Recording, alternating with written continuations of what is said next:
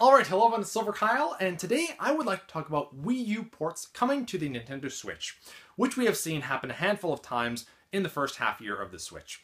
Mario Kart 8, Lego City Undercover, Pikmin Tournament, and for ports, I was kind of against ports because I felt that, it's taking people away. It's like, why don't you just work on new games? That's pretty much what my mentality was.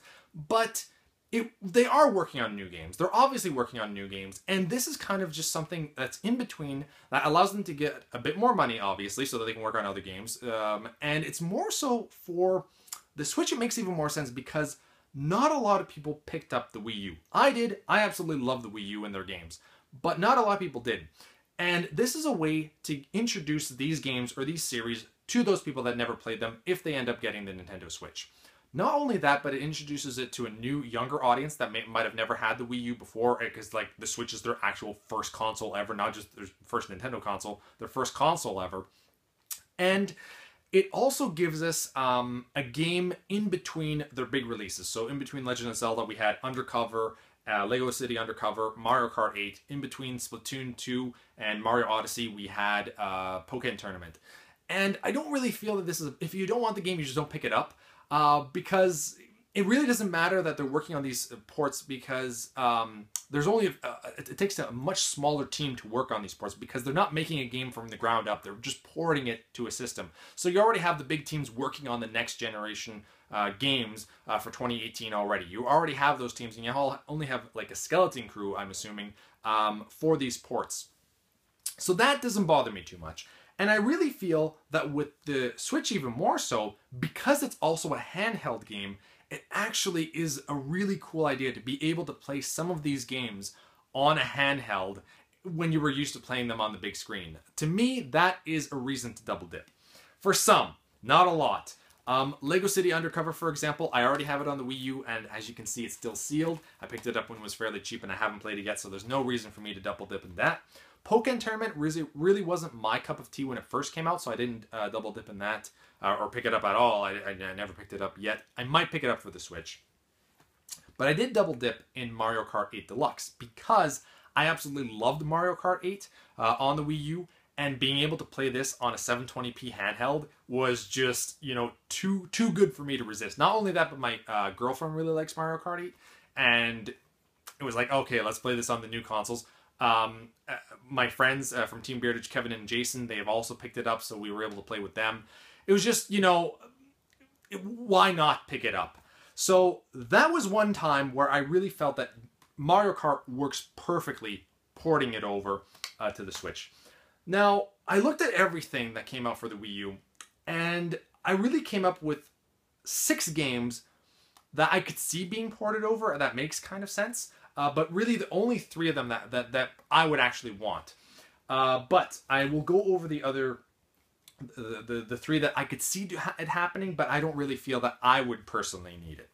One of them being Pikmin 3. Once again, the reason why I don't need to is because I haven't played it yet. I picked it up once again when it was fairly cheap. Haven't played it yet, but I could see them doing this just before Pikmin 4. There's a few things that they would have to change, like the map and things, but I think you could just have an option where you press start and then you could have the map to kind of see that. So this one could maybe work, but I've heard that also like the Joy-Cons aren't as accurate as the Wiimotes, so that's another thing that they would have to take into consideration. So this one I felt was like the weakest of them that could work as a port. One that I saw working more so if they wouldn't have had, like more so maybe in the summer, but it's already a little bit too late because Mario Odyssey is out, but they can still do this one because it's a little bit different, is Super Mario 3D World. I think that having this game on the go and being able to play with 4 players, that would be kind of cool. So I could see them bringing this one back, but I would probably prefer them to just make a sequel to this, in 2 years' time from now. Because we have Mario Odyssey, so we have enough Mario at the moment. But I could see in a few years from now, have like a 4-player type of game that's a sequel to this, or just something similar to this. I think that would work a lot better. And last but not least, for the games that I think that like kind of work, but they don't necessarily need to, is Xenoblade Chronicles X, I believe. Yeah, Chronicles X. Which This did exactly the same amount of buys as Xenoblade Chronicles on the Wii, which is insane. I think they both sold like 910,000 exactly. Well, like around 910,000, both of them. So it's not like, you know, the Wii, everybody had the Wii and they got the same amount of buys. So I don't really feel that you need to do that. But if you are having Xenoblade Chronicles 2, which is the actual sequel to Xenoblade Chronicles, and this is kind of like separate from that, I feel that you could maybe have this coming out like next year or the year after that. If Xenoblade Chronicles 2 does really well, then I feel it would be justified. But if not, then I think you're fine. So those are the 3 games that I thought would make the most sense, or kind of sense, but I wouldn't necessarily want them. But the next 3, I really feel that they make a lot of sense, and I would want them as well. Now, I have not picked it up on the Wii U yet, but Bayonetta 2 on the Wii U, I think, or on the Switch, would make a lot of sense because I feel that this is a series that they could potentially make a 3rd one. And if they did exactly what they did with the Wii U, they port over the first one for the Switch that goes along with Bayonetta 2. Because it was like Nintendo took Bayonetta 2 and they decided to make it exclusive for their console, but the Wii U didn't sell well. So it really didn't give us a really good idea of how well and how much the fans really want the Bayonetta series. So that's kind of like, if they really want to risk it, I would probably do it because I just think that you would finally get to see how well people want Bayonetta and if a 3rd one would be justified that way.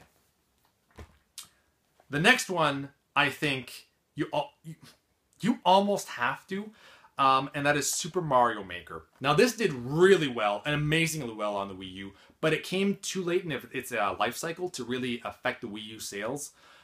But I think that this would help boost the Switch a little bit more. And I think that even though it was also released on the 3DS and ported over to the 3DS, that on the Switch it would make even more sense because it would look nicer and it would be the exact same thing that you're getting on the 3DS as it's a handheld as well, but it's a 720p screen.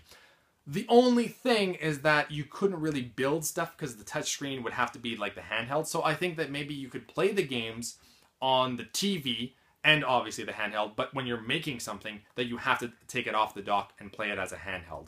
That wouldn't be too bad, and I just think more Mario Maker is never a bad thing. And considering that the Wii U didn't do that well as a system, I bet you this game would do even better. Like, it would get at least the same numbers as the Wii U. Probably. I mean, it did fairly well on the Wii U, but still, I think that because that it did so well on the Wii U, you'd get very good numbers for it on the Switch as well. And last but not least, the last game that I really feel would make so much sense on the Nintendo Switch is... No, it's not this. This game can burn in hell for all I care. This game... There's no... I don't even want to get into that. Super Smash Brothers. Now, this game, I fully see. I very much see it as like Mario Kart.